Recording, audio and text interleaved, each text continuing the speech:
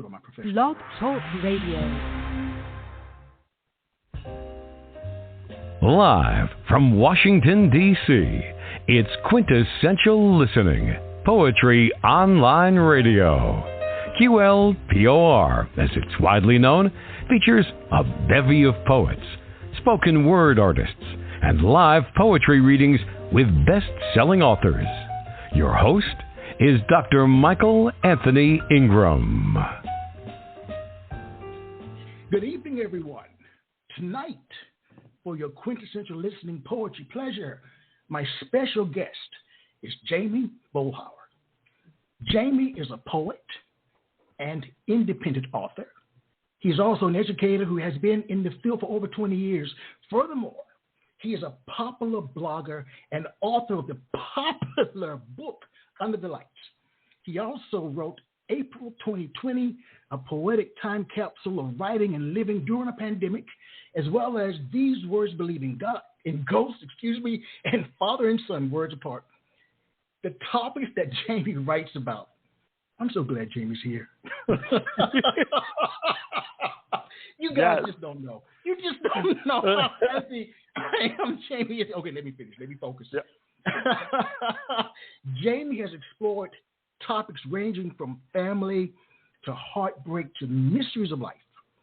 His writing is characterized by challenging his readers' perspectives and encouraging them to dig deeper in terms of thinking.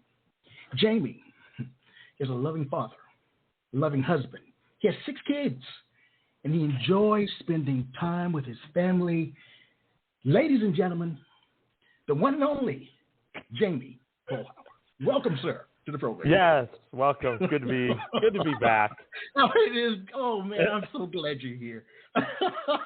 You see, I can't contain myself. I'm just so pleased that you're with me again. Yes, I have had the little butterflies all day, actually. So, Jamey is my partner in crime, and you will not believe this, good people. But a year ago, almost to the day, he was here. Last year. Yes. Almost a year to the day. I know. That's because, remember, our first episode had tech issues. Remember? Like it just... Oh, I remember. Yeah, it just blacked out on us, and we're like, okay. That's right, we had to do it again. Yep. This show has had so many problems. Yeah. I'm surprised 5 years later we're still on the air. I am. I can't believe it myself. Okay, let me focus. All right, Jamey Boelhower, let's talk about your book. The one I'd like to talk about is the book April 2020. Oh, yeah, that one is an interesting one because it has the poetry, but it has the story behind the poem, and I'm talking, kind of mixing my blogs with my poetry for that book, as that happened during April and during the pandemic, and I just reflected both on the writing, but also on what our nation was going through at the time. Okay. All right. Well, give me a little bit more about that. I mean, the pandemic affected all of us in different ways, so many different ways. So what was going through your mind at that time? What were you thinking? Well, the genesis of the book itself, though, was that April is actually Write a Poem a Month, or it's National Poetry. National Poetry, yes. Yeah, and so there's always these challenges. And I hadn't done that very often, but obviously that during that time I had actually a lot more time. So I was writing the poems, and our school, we still did online school. And so we had certain times that we were supposed to be online. So I actually kind of started walking every day, and I would read the prompt, and then I would head out on my walk. And so I'd have time to process. But in dealing with that, as the news kind of scared us all. Yes. It's Yeah, it just ran, and as I was thinking about the prompts and stuff, and so I just kind of talked. The poems can be, and I think sometimes are a little rough because I did publish that book independently just a couple of weeks after April and sometime in May, and so they were still a little rough because they were written that day, and then I would write about what I was thinking and wondering, to a degree, if we would ever find our way back to kind of to normal, or if things had drastically altered for all of us during that time. So as you think about that time and writing, did you think we'd make it through it? Does your writing reflect that type of thought pattern that we don't know what's going to happen? I think even if I'm dealing with some darker emotions or stuff, I seem to always kind of try to have that silver lining. But there's a couple. I don't have that poem printed out, but there's one in there called Social Suicide. Yes. And it's about what it means to be a friend, and being a friend is like, shaking your hand, but the world was telling us to stay apart. Family was sharing a dinner, but the world was and then I end it with kind of the words stay away, and it spreads out, and so that poem is a little bit more like, boy, I just wonder if we're not going to make it. Yes. I understand that. What I'd like you to do is to share with me the titles of at least 5 of the poems in the book. I did share one of them last year. If you remember, the old man who was gardening, and that's actually that first, the first poem in the book, because it was that day, and there was a older gentleman. He was out attending, his garden, as if, what, I've been through a lot of stuff in my life, and I'm out here making sure my flowers and stuff are ready, ready to go. And so that one is really hopeful. And that was To the Old Man Gardening During a Pandemic was the title of that one. Yes. Another one I could say was Follow Me Down. And I think that one was kind of based, the prompt was actually, I think, follow and then blank, like you put in the word. And I was thinking about how everything was falling apart, going, downward. And the poem itself is kind of based off of a little bit more relationship, though. Like, hey, are you going to follow me even when I'm, kind of in the heading down, into sadness or things like that. Let's see, trying to off of the. Oh, I do have one printed off for tonight. From the book. It's called Traps, and it's a very short one, but I'll wait for a little bit later when we read. And then one of my favorite ones, and I don't remember if I read this one or not.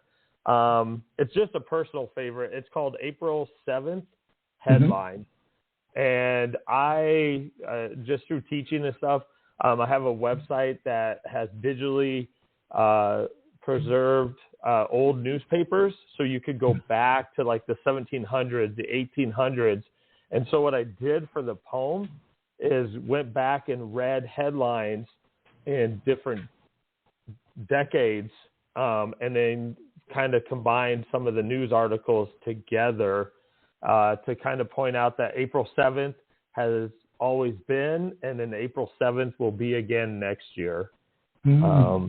So that one, I know poetically it's kind of more like spoken word and stuff, but it just happened to be one of my favorites because it just reminded me that, we're in a tough time. And the headlines, like if I remember right, one of them was about a gentleman who had an accident at work and left his wife and children. He died in this work accident, and they had their turbulent time. And at the time, it's like, okay, next year there's going to be an April 7th. We don't know what it's going to look like, but there'll be an April 7th. So the reason I asked that question, and we talked about titling poems, I believe, when you were before, I want to go into that just a little further. What is your process like when you think about titling a poem? How do you pull that together? And including the title of your book. I mean, it's pretty straightforward, that particular one. Yeah, that one is some of the other books, and like the Word Believe Ghost. Yes. That title of the book that's not actually a poem that's there, but I have some poetry that deals with me, and with people dealing with the pain and the aspects of your past. Yes.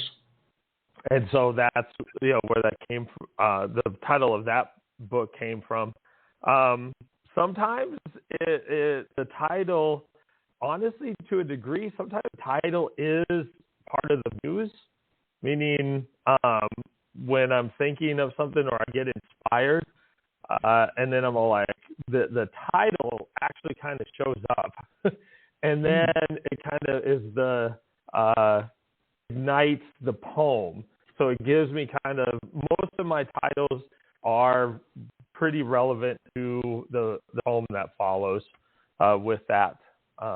And sometimes it is that traditional, the first line, aspect, like the classics, they would do that, like Wordsworth. But other times it is actually the genesis of the poem. And so it kind of is part of the muse that hits me. Okay. I've never asked this question before. Maybe you just answered it. So do you title the poem first? Do you have the title in your head first, then write the poem, or it's the other way around?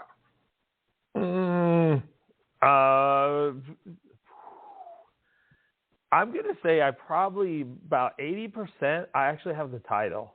Okay. Because the title is for my poetry and stuff is usually a part of the theme of the poem. So I actually I have that as the spark for it. Now, not every time, because the muse is picky sometimes, you know, and so. Muse. Yes. Yeah. But I'll say 80%. I'll say 80%. Now, when I had an opportunity to look at the cover of the book, it's beautiful. Tell me about the process for choosing the cover. In that case, that is actually my own photo. Is it? Yes, of somebody's flowers on one of the paths that I walked. Oh, wow. And I just, I really, even though the topic and the pandemic and all that fear and uncertainty and stuff, for this book, that cover just said we need to, have some beauty involved. And so I kind of, use a little filter on it and stuff. And with a little help from my second son is a photographer. He helped me kind of design it a little bit, but it's all me basically. All right. Very nice. So the structure of the content in the book, is it chapters, verse, how is it structured? That one is structured by the day, because I actually do share what the prompt was for that day, and so that they understood what I was thinking, and then so it goes the poem, and if if there's any little bit of extra aspect, I sometimes share that, but then I have a section right under the poem that is titled "Story Behind the Poem." And that's kind of, in a sense, where I blogged about the process. And then I actually also shared some very short stories during the same time. On Twitter, there's a lot of hashtag communities, and I write some very short stories for the VSS 365 community, the horror community, actually, and like Move Me Poetry. And so it was interesting that sometimes the prompt for the Twitter community connected with my poetry too. So it kind of made a complete picture of the day in regards to writing. All right, very nice. You know, a particular book was written 2 years ago. Yep. And you've come a long way in the last 2 years in terms of just life in general. Yep. What do you think you learned about yourself, my friend, when you completed that particular book? Who were you as a consequence of finishing that book? I think first and foremost, and part of the pandemic, and then part of talking in the book and things like that, this is going to sound a little spiritual and stuff, yes, but please. it's okay. Yes, it is. You know, that I'm here, and my family is here, and the people that are important in my life, I think since then, I've really tried to make sure that they know they're here too. I know it's kind of a simple thing to say, but I think we all just want to actually know that we're here, that our space that we take up and the relationships that we have and the moments that we create with people just build a little bit into this thing we call life and what we're experiencing. So in a really weird way, getting isolated kind of taught me even more that we are here. We're here. Wow. I like that. So let's say that we were in front of I guess Amazon, maybe Barnes & Noble. All right? And there were 1,000 people in line waiting to buy that particular book. All right? Wouldn't that be wonderful? It would be. So you had a loudspeaker, a microphone, and you could advise them before reading the book. What would you tell them about the book before they purchase it? I would say it is an honest and rough look at one person's experience during the month of April. And it's honest, but it is still rough. It's one of those cases as a writer, because you're supposed to write a poem every day during that month. Yes. Like, you know, there were a couple times I'm like writing poetry at 11:22 p.m., you know, because I still wanted to do that. I still wanted to be committed to the process no matter what the day was like. And so that's why I think it's a little rough there, but it's honest. That is the day. That is what I'm feeling, thinking. This is what the muse inspired me to do. And in that sense, that's kind of why I decided on the time capsule aspect of the subtitle, because it's that moment, not polished or anything along that line. Well, knowing you as I do, I know that it's honest. I know that. Yeah. I know that it is. Well, everyone, it's time to hear Jamey share his work. Jamey, you're on, my friend. Okay. All right. Dr. Ingram, I hope you don't get mad at me, but I really... let me calm down. No, it's not time for a question yet. What are you going to do? What are you going to do? I really want to share the poem I wrote for you. You know, I in honor of what you do, and you know, some people won't totally understand all the references, but I think because you saw it a while ago, but yes, I just think it highlights you and a moment in your time. So I'm going to start with that. And yes, I actually had this titled first when I sat down to write this. All right. Okay, so this is called Returning Home for Dr. Michael Anthony Ingram. As all children do, he returns home as an adult, suitcase heavy with decisions, not from the past, but for the future. The porch light welcomes him, shadows move behind pulled curtains.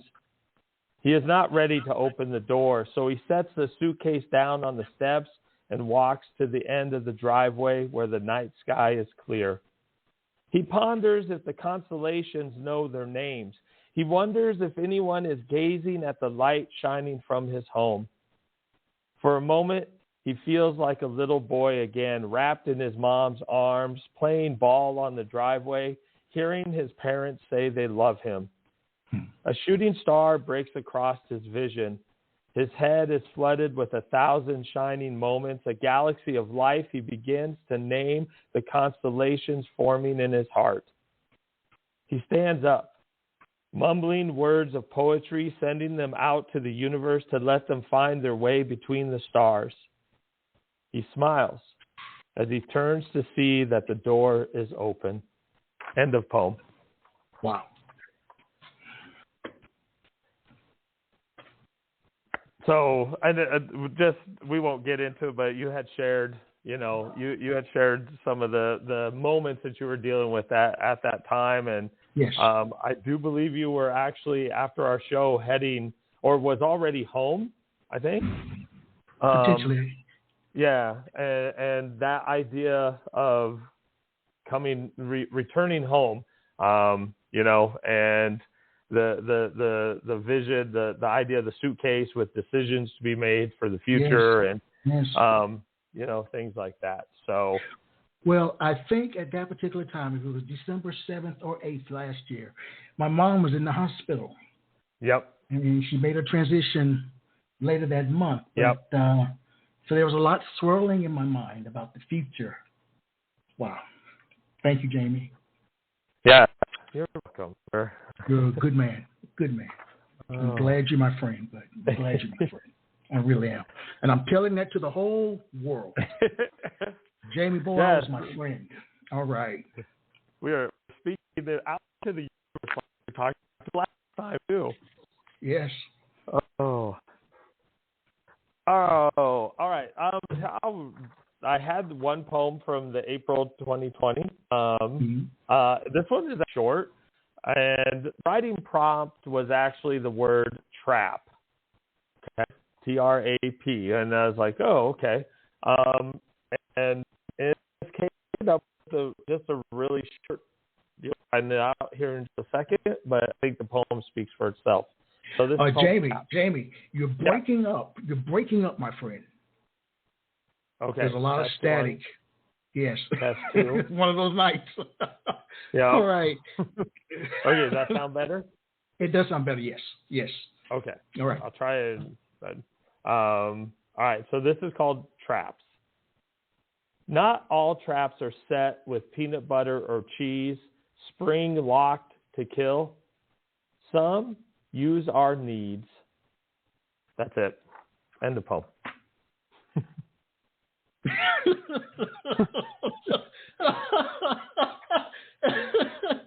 Would you share that one again, please? I didn't have time. I'm trying to produce and host. I didn't have time to settle back into my hosting. Please share that poem one more time. Thank you, sir. All right. So it's called traps.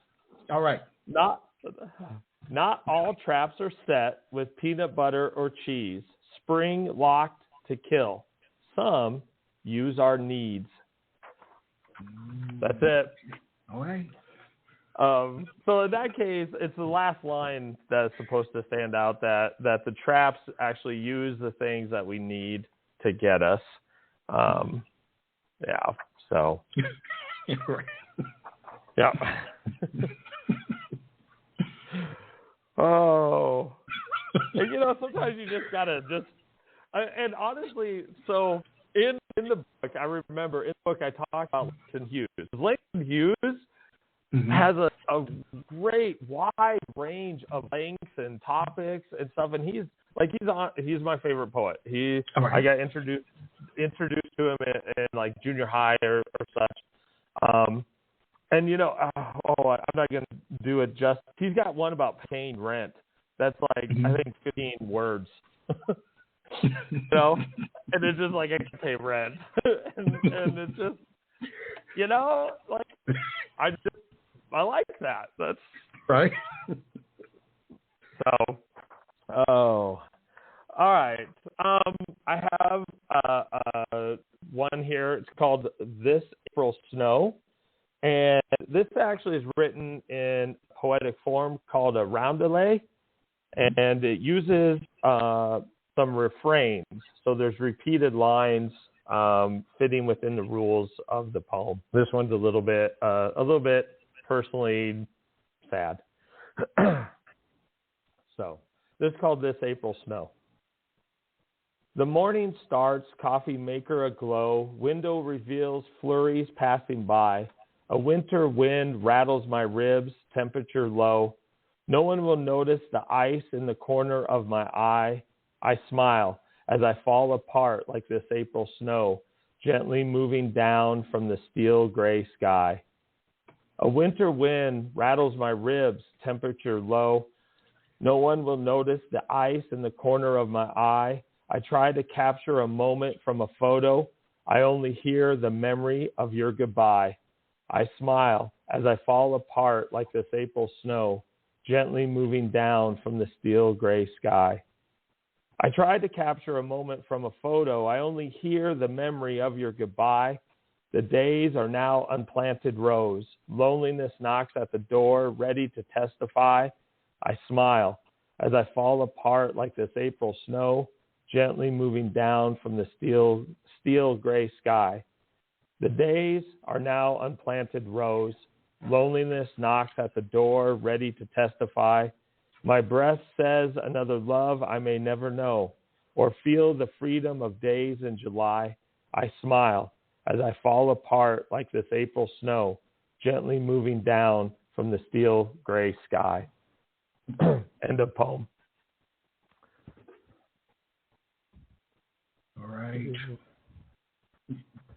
You know, I view you as being very self-aware, and your poetry also demonstrates, illustrates self-awareness. How does that process work in terms of developing self-awareness in poetry? What would you need to do? I think I'll connect the dot. All right. My process, because this is tough, and you have talked to so many poets and have probably learned all kinds of different, routines that they have and philosophies that they have, and some things like that. So every poet is a little bit unique. Even like Langston Hughes, he said he not many of his poems he actually worked on. He would be inspired, and most of his poems came when he wasn't feeling very happy. In his book, The Big Blue Sea. And so for me, though, I do get, like, the first draft is on Post-it notes and notebooks and all that stuff. And then to a degree, the second draft or the rework a little bit, I'm thinking of the reader. And I'm thinking about how I have these emotions, and everybody's emotions are unique, but yet we're universal. Okay?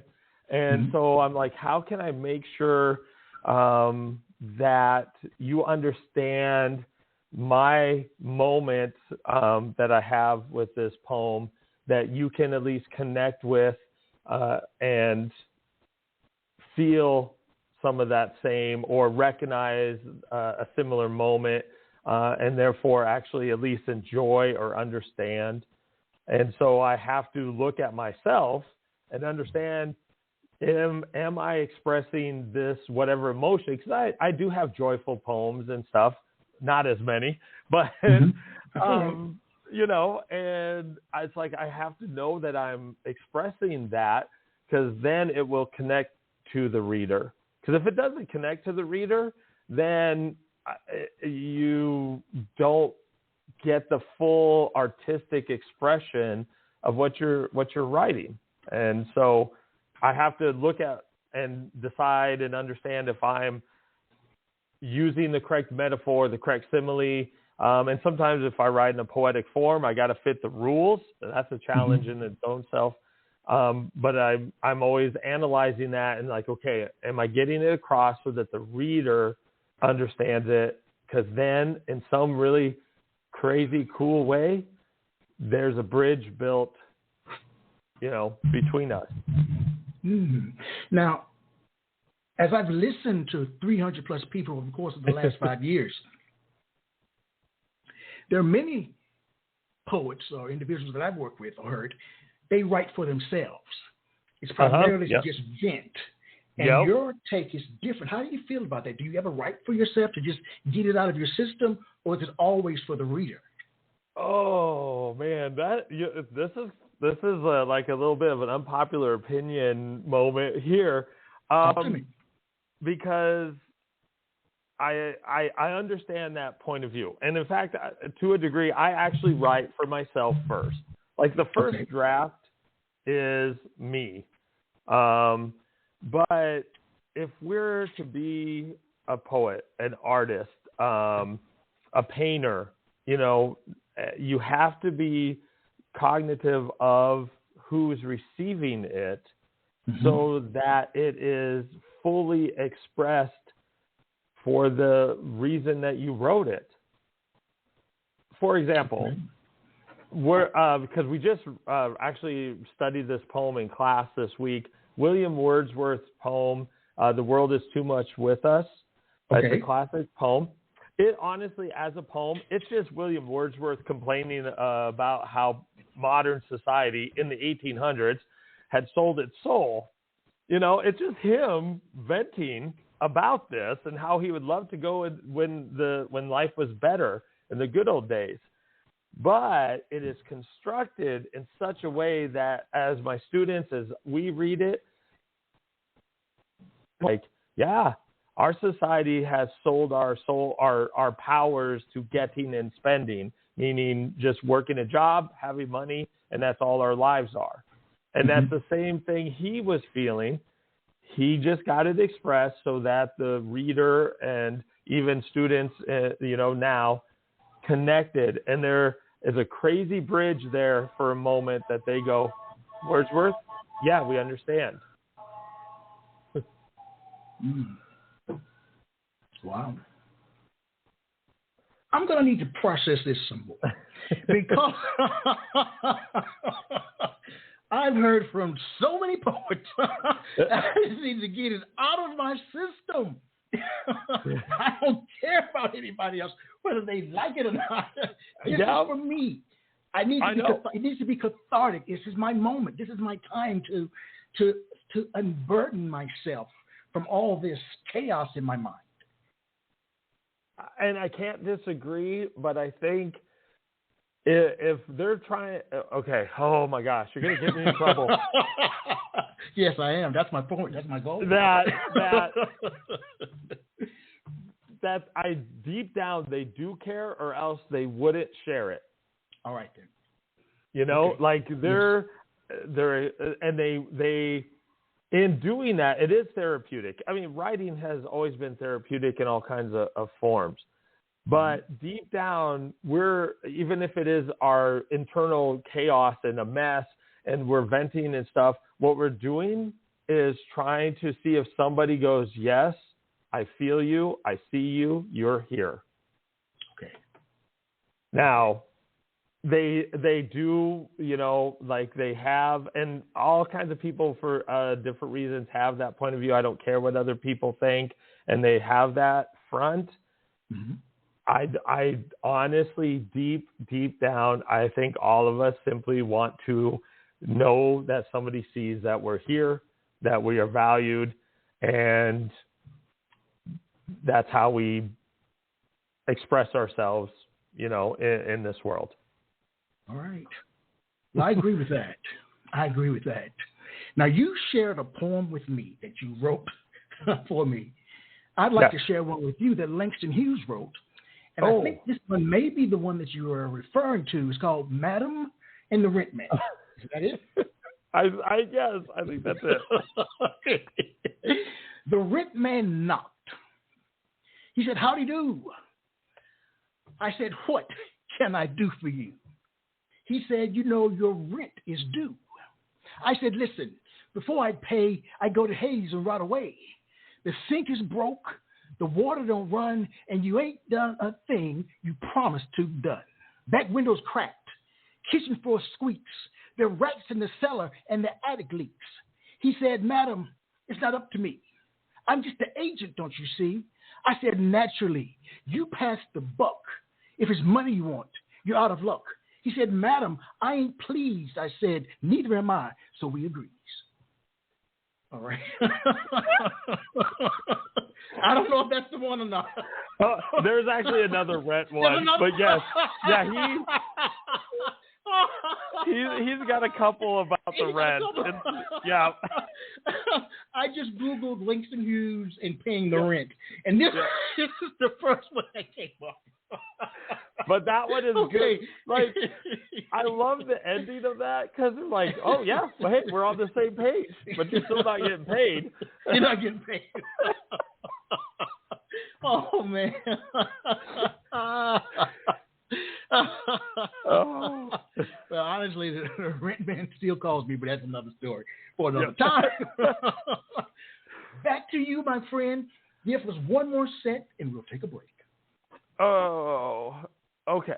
So I actually getting ready for the show, so yes. I got to grab these. I actually went back, and I got a couple of poems from like way back in the day when I was in college. Oh, wow.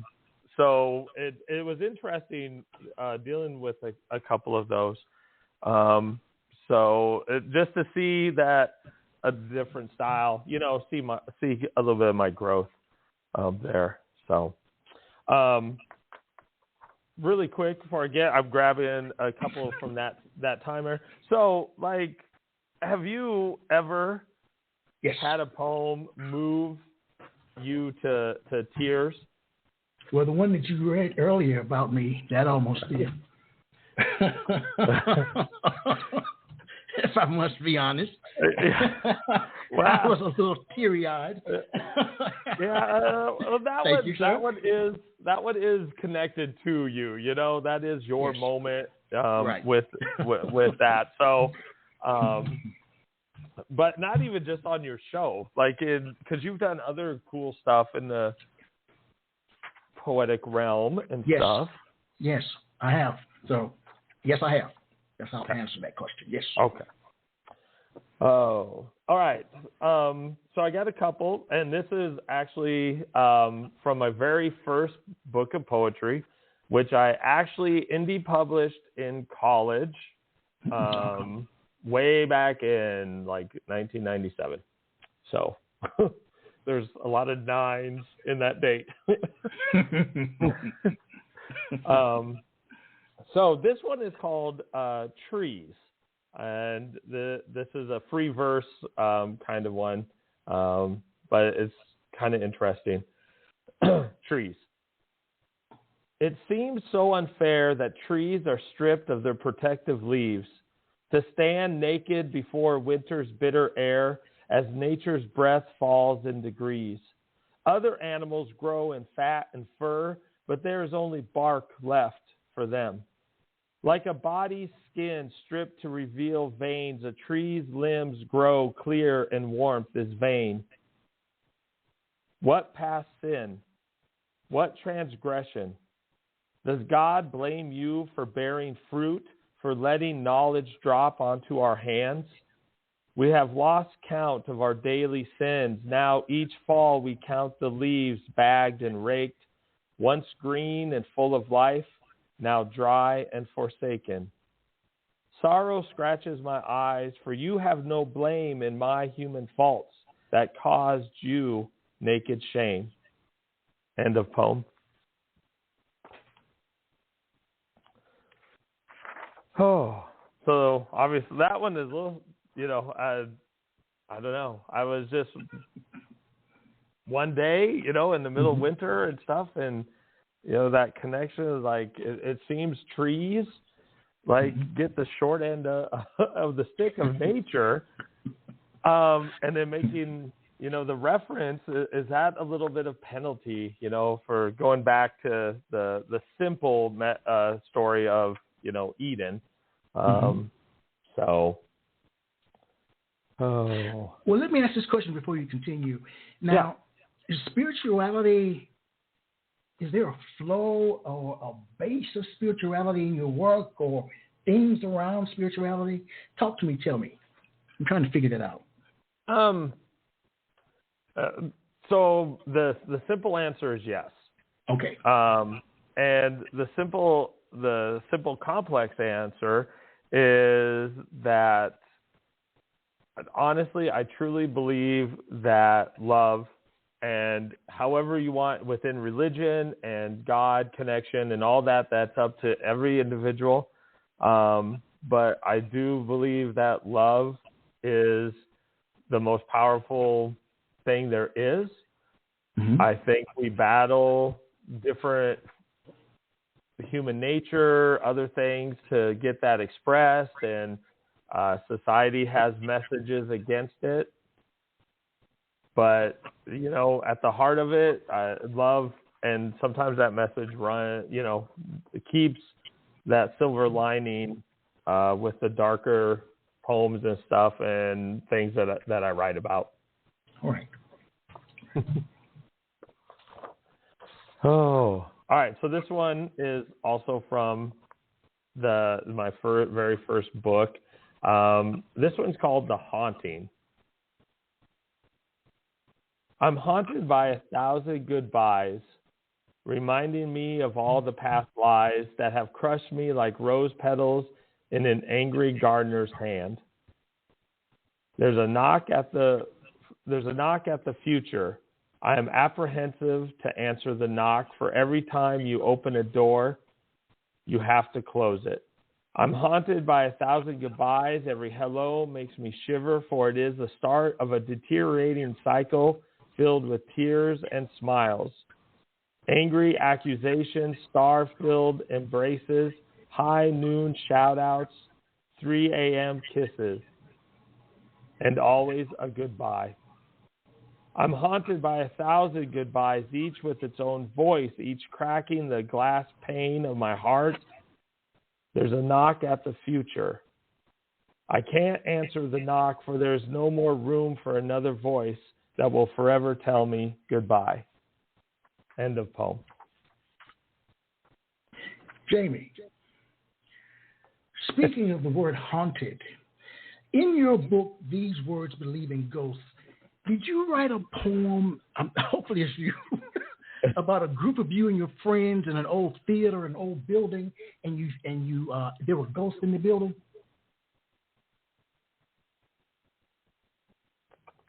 No. No. I was not. Okay. All right. That was my bonding moment, and it just fell flat. Are you sure you didn't write a poem that when you were in high school, there was like a building? It was like a mental health facility, an old, I want to call it an insane asylum, that your friends that you'd go through at night, and that wasn't you? No, that wasn't me. That's okay. Okay, I'm sorry. No, well, whoever it was, I really like that poem. I really like that poem. Maybe it wasn't even a poem. It could have been a short story. I don't know. I'm sorry, but back to you. Oh, no. This is not going well. Go ahead, my friend. Hey, after, being 303rd guest, I'm sure some stuff just like... Yes. Yeah, cut me some slack, everyone. Yeah, cut me some slack. Yeah, no, I do have there was a couple poems in there that have, but there were more of, not reference. It wasn't that kind of reference. Okay. With that. So, oh no, believe me, as a teacher, remembering stuff that it's just like your head gets pretty clouded with some stuff. Yes. with that. So no worries there. Okay, thank you, buddy. Because now, actually, okay, because you mentioned that, and I'm all like, because I had just listened to a couple episodes, the newer ones, but it actually triggered a little bit that I may have heard that one, like, was that? Okay, anyway, we're getting off topic. We'll have to go back and look at all the episodes. We are on the air, Jamey. You know what I'm saying? Yeah. We're on the air. I mean, we're just shooting the breeze, but we're on the air. We're just, you know. They're two old friends, just talking. Yep. All right. Please share some more of your work. I am so happy you're here, buddy. I am so glad to be here. It makes my December. All right. Okay, one more poem and then we'll take a break so you can get some water. All right. All right. So this is actually a prose poem, which means it's supposed to look on the page and kind of sound like a story or something. It's a form that I don't feel very comfortable with, but I really kind of like the idea. And so this is one that's not in a book or anything. A few people have heard it, but this is relatively new within just like a couple months. So this is called Mile Marker 51. I really thought I would see my feet shuffling on a decline, but I'm at mile marker 51 and still climbing. I admit the view is spectacular. The whiteness of the clouds seem like a cutout from the silken blue of the sky. My heart whispers that forever looks like the horizon in my view, a landscape painted with every color in the box. Yet I am tired, standing here at mile marker 51 and still climbing. My fingernails are ragged, fingertips caked with dirt, my boots worse, and I can feel the hole in my sock underneath the ball of my left foot. I have such a weird gait, always being pulled to the left, having to consciously make myself walk to the right to get here to mile marker 51 and still climbing. I look down at the path I've traveled, some steep inclines that felt more like rock climbing than living. Other times the path slowly wandered across the mountain, almost parallel with the horizon. My breath is tempted to head back the way I've come, but I'm here at mile marker 51 and still climbing. I stretch, take a swig of water, and step forward. I watch a hawk glide above me as I maneuver the path ahead of me. My calf tightens. As I step on an unstable rock, I clench my teeth in anticipation of the pain that could bring me down, but the next step is smooth.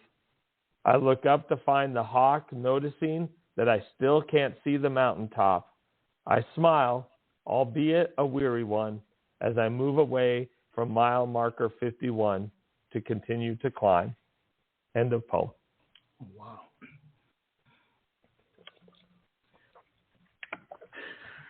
That was beautiful. I like that. Yeah, mile marker 51. Yeah. Wow. We're going to take a break, but I want to ask you a question that you can ponder while we're on a break. Okay. Was there a moment when you can pinpoint, when you realized a writer, a poet, an author was inside you? And we'll be right back.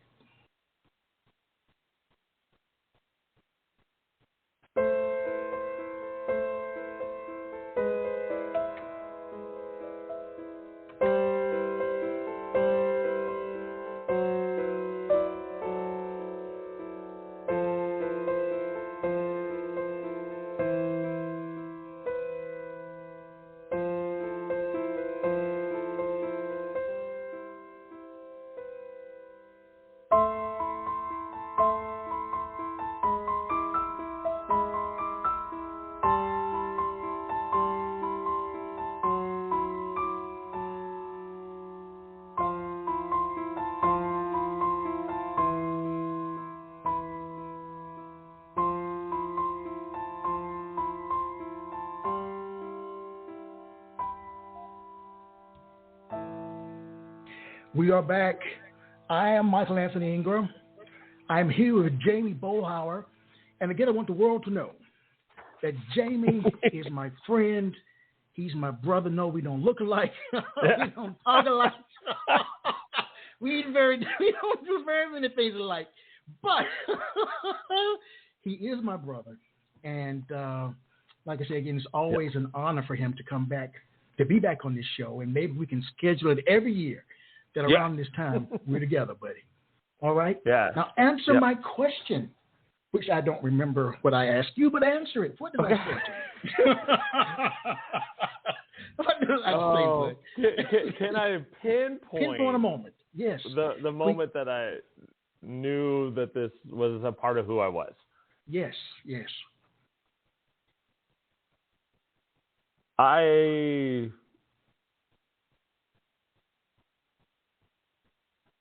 Interestingly enough, oh my gosh, you're gonna kind of make me tear up now. I had an English teacher. Just really quickly, I have a really interesting, rough growing up story. All right. So we'll just leave it at that for now. So this English teacher, like I started writing bad love poetry in 7th grade for a girl that I don't even know where she is anymore. That's who I was.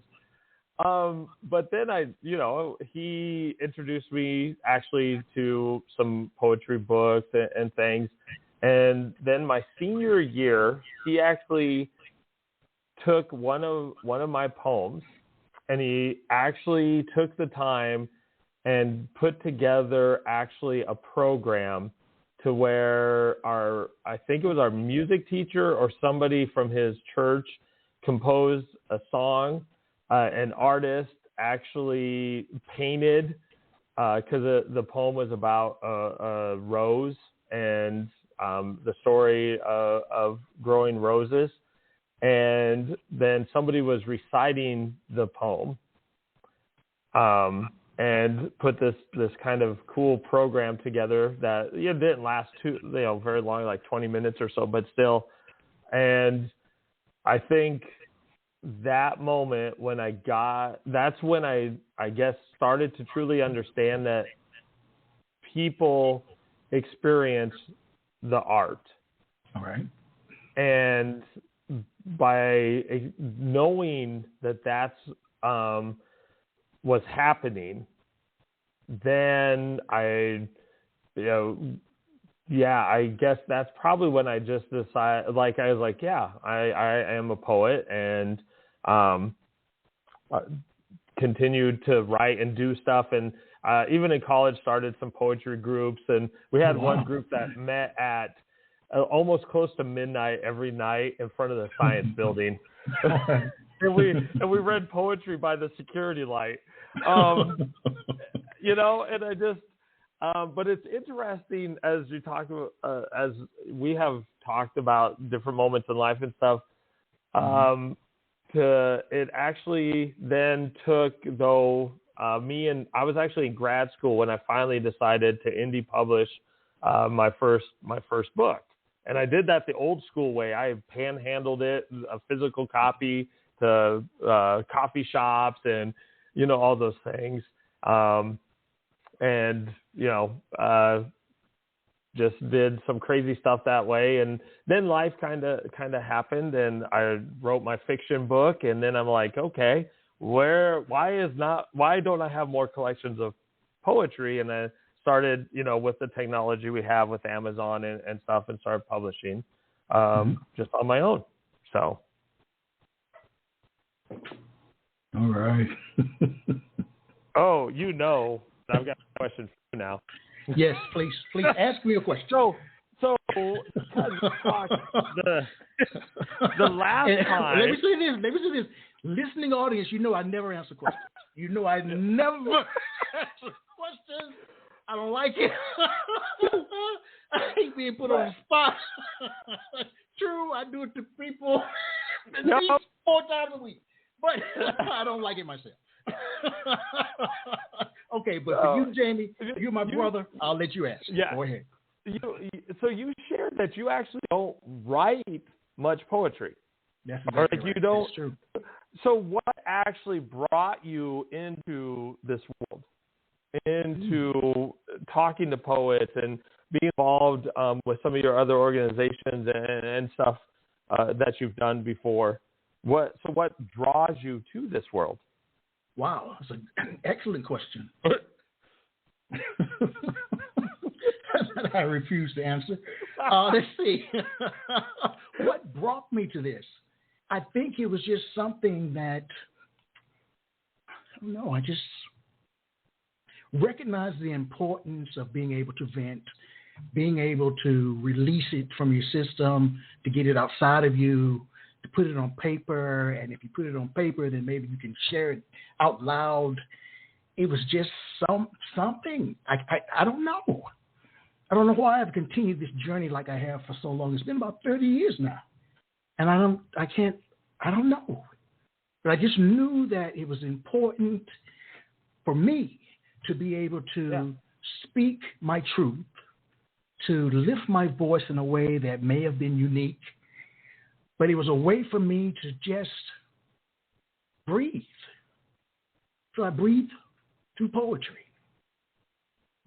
And then there were others around who wanted to breathe as well. And they started taking breaths through poetry. And it just kept going.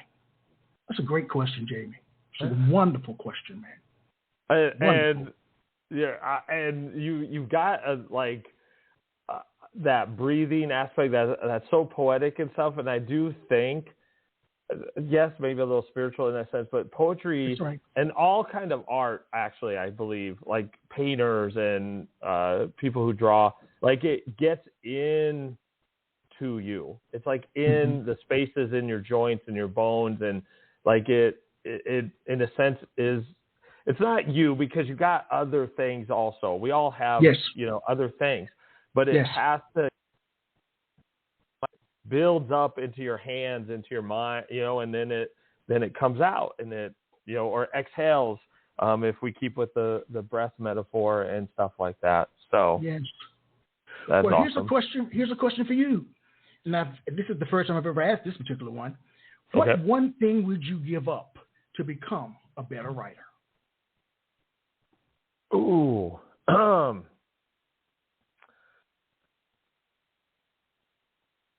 I would.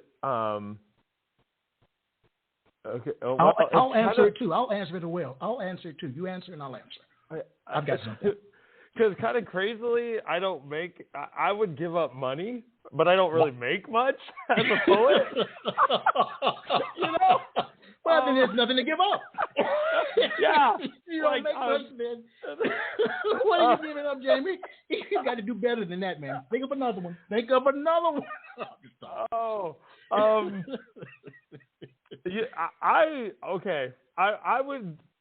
I would give up 5 years of my life to know that my skill set, and then from then on, I would be able to produce poetry and words that make a positive ripple in this world.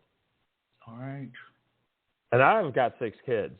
So knowing that I would... Big family, yes. Yeah, I would, because to a degree, even why I write, part of the why for me is actually also a record for my kids.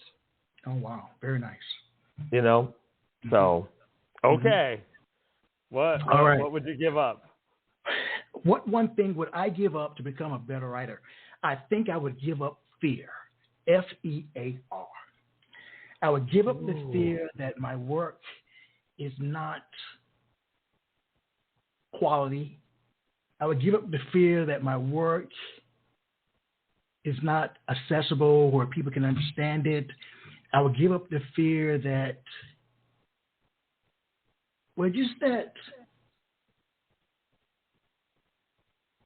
I don't know. I would just give up fear about this whole process, this whole thing. That's particularly why I get to write a second book. The first book was published in 2001. Yes, or 2020, one of those two. Yeah, 2000, I think it was. Yes, 22 years ago. Yeah. Yeah, I was going to say, I was like, from what I remember, yeah. I would give up fear, man. I would do it like 300 other people, including yourself. You just do it. You know? Oh, yeah. But yeah, it actually is a little bit of an interesting question, because in a sense, sometimes those internal, sometimes we deem them negative emotions, do spark and drive us a little bit. Okay. Yes. You know, and I think your honesty about the fear and stuff, but for what you have done and what you're just in this your show here, because honestly, oh my gosh, you're like in the top 0.01% of people who do podcasts. You know, because most of them are over in like 4 weeks or so. You know, like, and you've been doing this for years. That's right, bud. For years. Come rain or come shine. Yeah. Come hospital visit, emergency room, I don't care. I'm on the air. Crazy as a bed bug, but a poetic bed bug. Yes. Yeah. Right. But you know, but that your answer about the breathing and having it in you also. Mm-hmm. Like I bet your cycle is a little bit that ignition of your spirit, and that breath out conquers your fear. All right. Well, I won't disagree. Now, the problem is that we have to inhale, and a lot of the times what we do inhale is what other people think, what society says about us, what somebody might say, you know, even that uncertainty. So when we breathe that in, then that makes us turbulent inside. Mm-hmm. Man, we are going deep tonight. We're just like. Well, I knew I had to come with my A game tonight, because you'd be asking questions. I had to be prepared. Back to you, Jamey. Give us another set of poems. Please. Okay. You sound like you're running out of steam. Okay. I'm sorry. No. All right. So I have one that I kind of wrote to generally to some of the younger poets that I have been conversing with and things like that. And technically, it's called To a Young Poet. And so I wrote this in response to hearing their works and talking to them and meeting them, and even to a degree, sometimes, you know, a few people reach out and I try to help them, you know, with their craft. So there's a little bit of honesty about how I maybe some of my fear at the end of this one. So this is called To a Young Poet. I feel your words, the angst of youth crossing every T, the deepest questions dotting the I's. I once raged on the page as you do. Now I envy you. It's not that the words have abandoned me. They can flow like water at times, creating new rivers of discourse through the landscape of my life. But I find it harder to get the words to bleed, to cut through the skin, to pump through my aorta.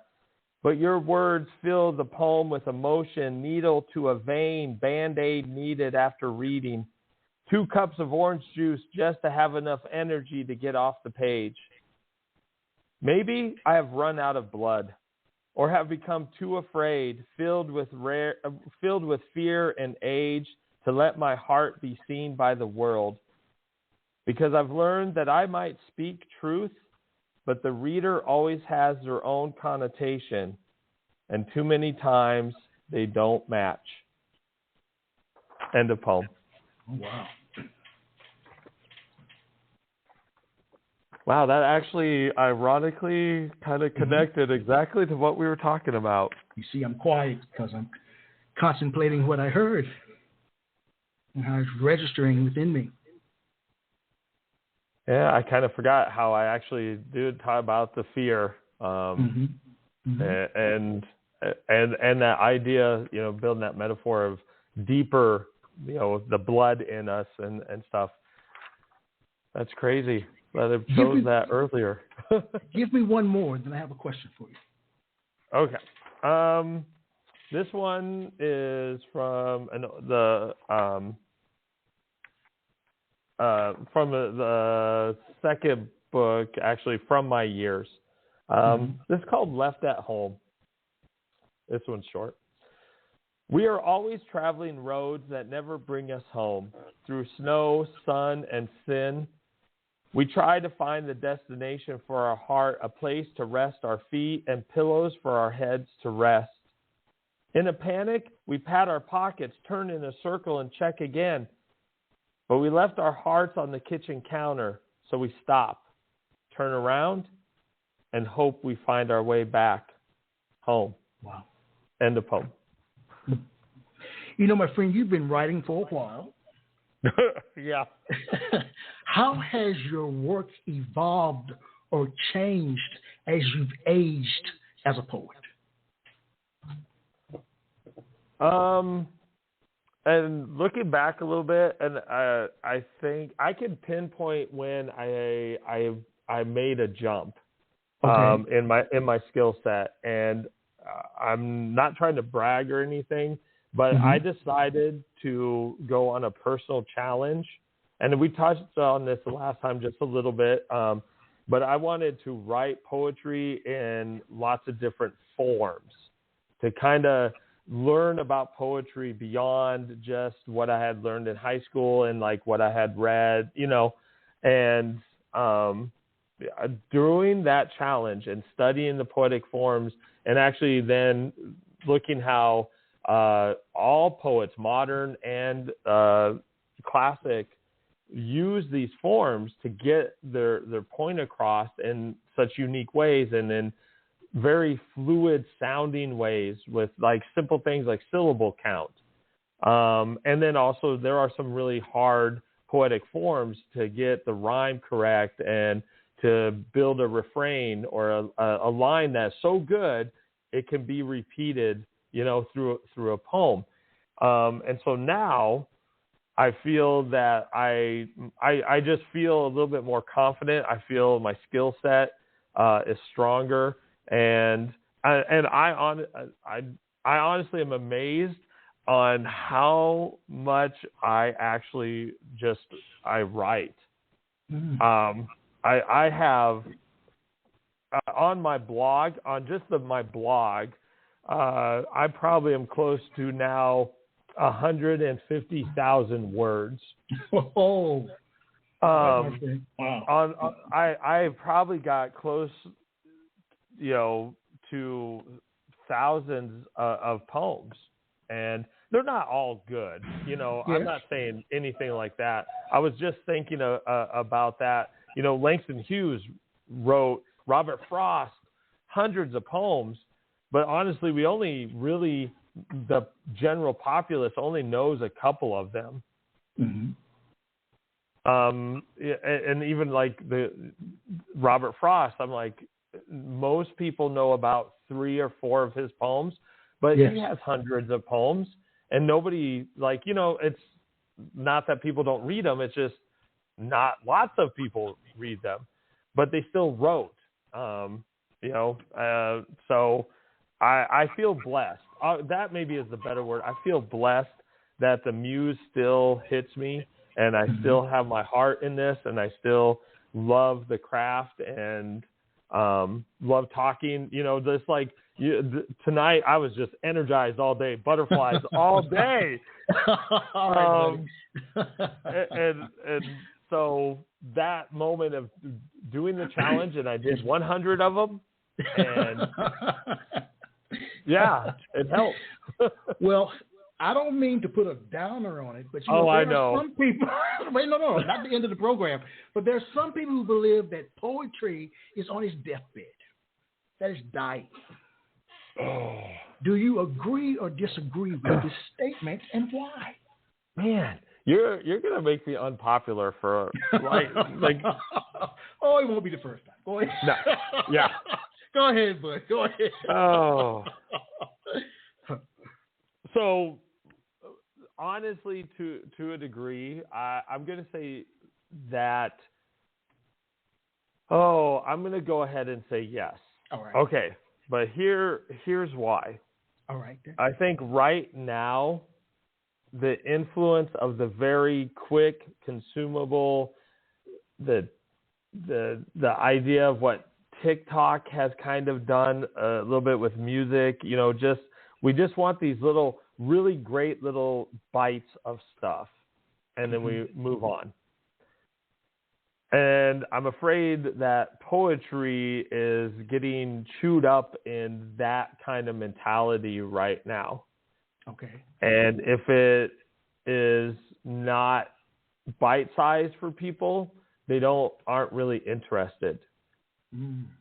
But here's where the hard part of the answer, and in all honesty, within social media even, and as people, I think, start to really feel again and coming out of the pandemic, I'm referencing that to a degree, meaning coming out of that isolation and making connections again and just opening up. I though see people finding their way to one of the greatest ways that we express our deeper emotions, which is the written word, which is poetry, because I think poetry connects and allows us to be honest on the page without sometimes having to feel like you have to write an essay, meaning have to have all these rules. And so I believe, though, that poetry right now is hurting, but I see a flood of like that pendulum like coming back. How's that for an answer? I like that. My friend, you've written a number of books. Are you hoping that your books resonate with a wide range of readers, or are you targeting a specific group of people when you write? Who do you want to read your books? Oh, I think people who enjoy my writing and stuff enjoy things that are just a little bit deeper than just shallow level things. All right then. So I was on Twitter and I actually told the group of people that were in there how old I was, and they were like, "What?"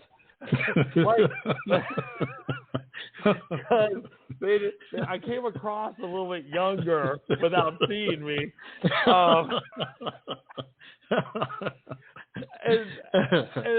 and I think that was good because it meant that my words, my poetry, didn't, that I shared that day, connected with them, that there was not even that generational type of gap or anything in that regard.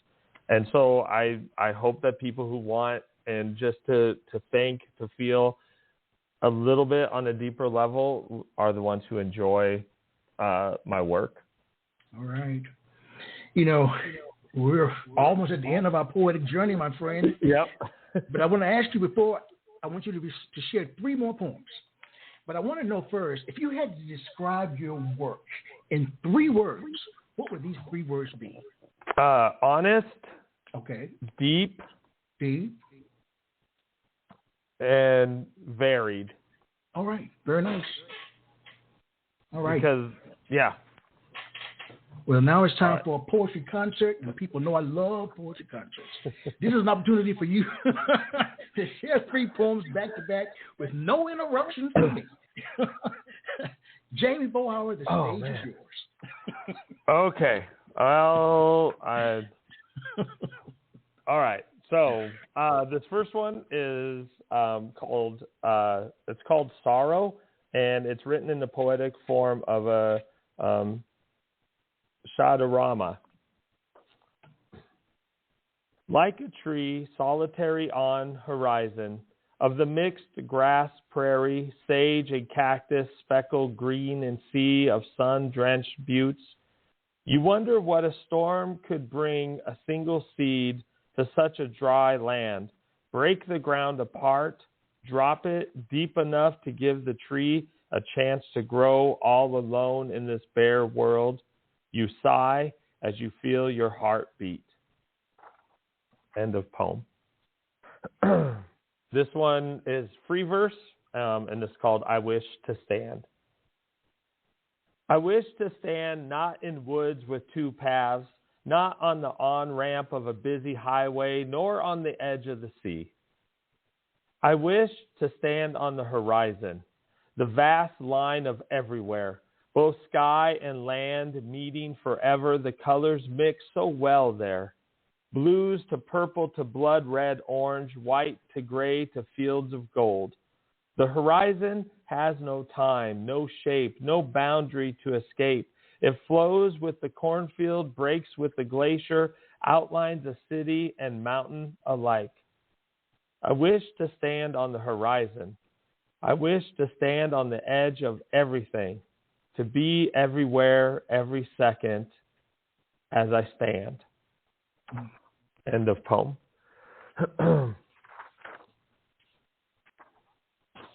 Okay, so this last one, a little bit of a downer. And this is a nothing in the world. It's written in the poetic form of a trimeric. A minute, a second, a lifetime. I'll find the ragged edge of ending. Nothing resists decay forever, not even our love. All find the ragged edge of ending, even our initials carved into a park bench read by strangers stopping for a moment. Nothing resists decay forever. Letters crumble, photos fade, technology crashes into the void. Not even our love will be remembered past the stories we tell our children. End of poem. Jamey. Dr. Ingram, I so love being here. I'm not finished. Okay. What do you think your poetry states or says about being human? In the overall, if you kind of do the overall collection, I think it says that being human is hard, that we find love and darkness sometimes in the exact same moment, and that at the end of the day, though, the overall collection is that we matter to each other, and that love is the one thing that can make our lives, not just a day, make our lives. All right. You know, after listening to you, knowing you, I feel as if you found your voice in terms of your writing, what you share, and correct me if I'm wrong. But what advice would you give to young poets, as you talked about earlier, in terms of finding their voice? What should they do to find it? I'm going to go with Ray Bradbury on this one. All right. He, in an interview, and I think it's in the late 70s, he actually honestly said it took him 10 years of writing stories and stuff like that to find his voice. That he finally wrote a short story that he is like, that's me. And so on that level, I think you have to write, but you have to write in different ways. Because we, especially poets and all kinds of writers, you know, can get kind of stuck telling the same thing over and over again. And that if you write and you write a lot and in different ways, and to a degree connecting back to that moment that you shared so honestly about fear, is that sometimes you have to tackle that fear to write in a different way, because as a young poet and stuff, you get those applause, you get that ego boost from this one style. And I think that can hinder you, because your voice has to find itself. It's not always in just like one, type of poem. It's found in adventuring into different areas and strengthening different aspects of your style, of your voice. So don't be afraid to be different, and be okay writing differently for a while to see what it can do for you. Very nice. I want to thank you, Jamey Boelhower. You are the man, the man of the hour. I don't want to go. I don't either, good buddy. Now, you shared that you write short stories too? Yes. Well, you got to come back to share your short stories. I'm opening up a little bit. I'm branching out some by inviting writers who share short stories, flash fiction, those kinds of things to come on the program. So we'll schedule that for the next time, that you'll share your short stories. I'd love that. Yes, I have. I flash fiction to actually just a touch longer, but yes, short. Again, whatever. That's expanding a little bit. Yes. Yeah. I want you to come back in. We won't wait until next December. We'll do it sometime in the middle of 2022. All right? Yes, you are such a blessing to the poetry community and to all kinds of people. This was awesome. It was, man. I am so glad that you're in my life as my buddy. I'm glad you're here. I'm glad we've connected. Yes. Well, all right. Where can listeners find your work? I have an Amazon author. And so on that author page is actually linked to my personal, like my blog that I talk about life and dad and writing and stuff. So that's on that page too, plus all the books that I have. And I do have my newest poetry collection will be out after the new year. Oh, wow. So that one. You make this statement as an independent author, but you don't say self-published. Why is that? It's because there's two different words. You don't say self-published. You say independent author. Tell me about that just a little bit. I think I like the idea of the indie author, because I publish other things too. I actually have an audio EP on Spotify. Oh, wow. I do 2 podcasts, one with my son, and then one where I break down the lyrics of songs, just because I like to do that. And so I publish in more than just one medium, and I just indie gives you a little bit of that independent, and I can do a little bit what I like to do. All right then. All right. So if a person wants to stay in touch with you, they go to your website. How do they reach you? The best way is I am on Twitter. My handle on Twitter, though, is JDog90. I remember that. Yep. I remember that. That's one thing I remember. I got onto Twitter in 2008 when you made up funny handles. Yeah. And you know what? I just didn't change it. I was like, I don't care. I like that's me. But my first name, like Jamey Boelhower is actually the other part of the title, so I'm not behind any. It's just the handle part is unique. Well, I know Jamey, I don't want to say goodbye, good buddy. I really don't. I'm just asking just strange questions at this point, just to keep you on the air. It's okay. I like strange questions. That's I'm just throwing anything to make it stick, man. But I want to thank you again for just being you and helping others and reaching out and being the educator that you are, being the man that you are, the father that you are, the husband that you are, the friend that you are. And I admire all those things. Thank you. But, it's what's interesting about life and stuff is that we build honest connections with people, and you kind of find your community. Yes. And sometimes life gives you those people, like Dr. Ingram. Michael, please.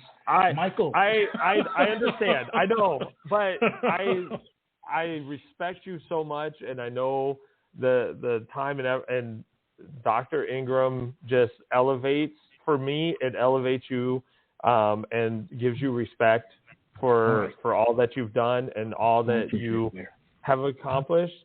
And so I just like. And every once in a while in an email, I do say Michael. Right. But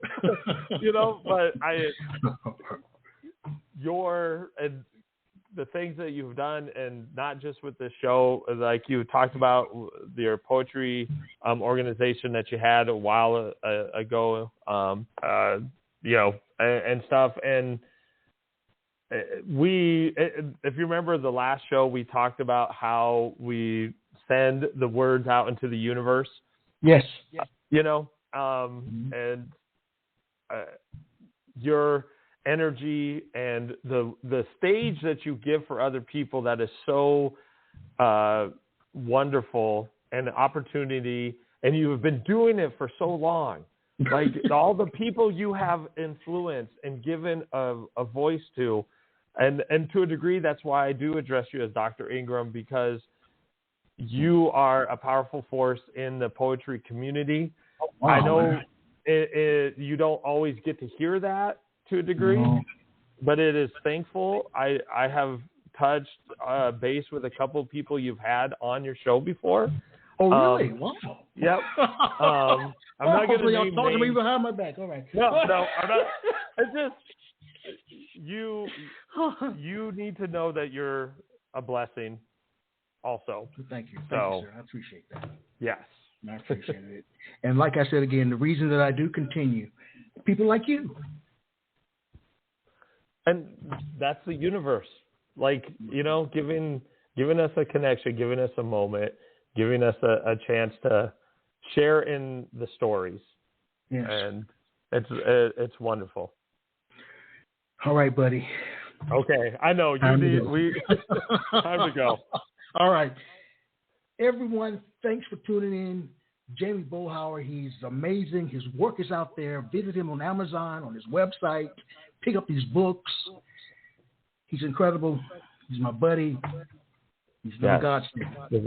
All right. Good night, everyone. And as I share with you every episode, let poetry ring somewhere throughout the land. Right. Good night, everybody. Right, good night, Jamey. All right. Good night. Quintessential Listening, Poetry Online Radio, is available on iTunes, Spotify, SoundCloud, and Stitcher. You can also check out the website at QLPOR.com.